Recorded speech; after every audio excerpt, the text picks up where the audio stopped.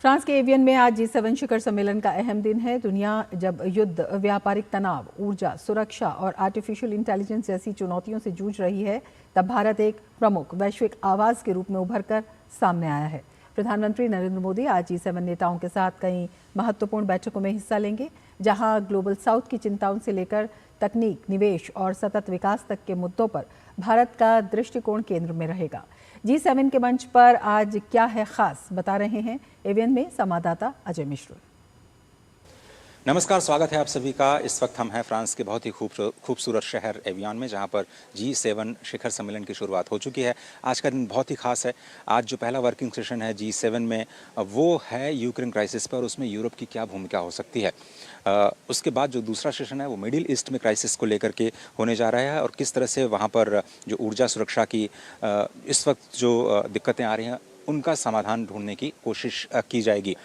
आज का बहुत ही इम्पॉर्टेंट सेशन है जो G7 के कंट्रीज़ हैं और जो वर्किंग पार्टनर्स हैं उनके साथ में, जिसमें प्रधानमंत्री नरेंद्र मोदी शिरकत करेंगे और वहाँ पर कुछ स्टेटमेंट भी देंगे। प्रधानमंत्री नरेंद्र मोदी आउटरीच सेशन में हिस्सा लेने के लिए पहुँच रहे हैं और आज बहुत ही इम्पॉर्टेंट डे है भारत के लिहाज से, क्योंकि जो सेशन रखा गया है पार्टनर कंट्रीज़ के साथ में, जिसमें भारत, केन्या, साउथ कोरिया और ब्राज़ील 4 देश शामिल हैं। सबसे बड़ी बात कि पार्टनर कंट्रीज़ में सबसे पहले प्रेसिडेंट मैक्रो भारत के प्रधानमंत्री नरेंद्र मोदी जी का स्वागत करेंगे।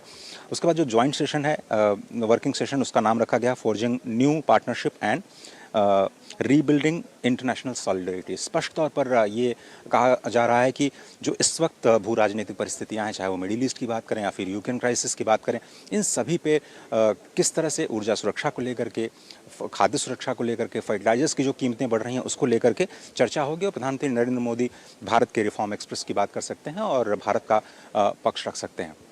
प्रधानमंत्री नरेंद्र मोदी इसके बाद 3 बहुत ही इंपॉर्टेंट बायलैटरल्स आज करने वाले हैं। सबसे पहले कनाडा के साथ में बायलैटरल होगा और जैसा कि आपको पता है कि 2025 के बाद जो राजनयिक रिश्ते हैं भारत और कनाडा के, वो सुधरने शुरू हुए और ये जो मुलाकात होने वाली है भारत और कनाडा के लिए काफ़ी इम्पॉर्टेंट हो सकती है, क्योंकि अब हम दोनों ही country comprehensive economic partnership agreement के लिए बात करना शुरू कर चुके हैं।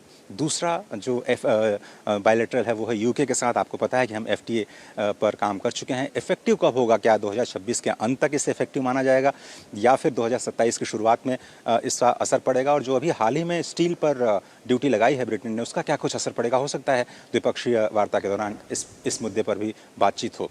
UAE हमारा बहुत ही विश्वसनीय पार्टनर मिडिल ईस्ट में, उसके साथ जो तीसरा बायलैटरल है उस पर भी सभी की निगाहें रहेंगी, क्योंकि दोनों ही नेताओं की जो केमिस्ट्री है वो बहुत ही ज़बरदस्त है, वो देखते ही बनती है। तो 3 बायलैटरल्स और वर्किंग सेशन में आज प्रधानमंत्री के संबोधन पर हम सभी की निगाहें रहेंगी। फ्रांस कोशिश कर रहा है कि कंसेंसस बनाया जाए, लेकिन ये तय है कि फ्रांस की ओर से कोई ऑफिशियल कम्युनिके जारी नहीं किया जाएगा G20 की तर्ज पर। G7 में कोई कम्युनिके नहीं आएगा। हो सकता है एक जॉइंट स्टेटमेंट लीडर्स की तरफ से आए। तो हम सभी लोग प्रतीक्षा कर रहे हैं। आज आधिकारिक तौर पर सभी का स्वागत करने का दिन है और कल के सेशंस के बाद हमें पता चलेगा कि G7 के इस बड़े मन से क्या कुछ निकला है। कैमरामैन कुमार दत्ता के साथ Ajay Mishra, DD news avian, France.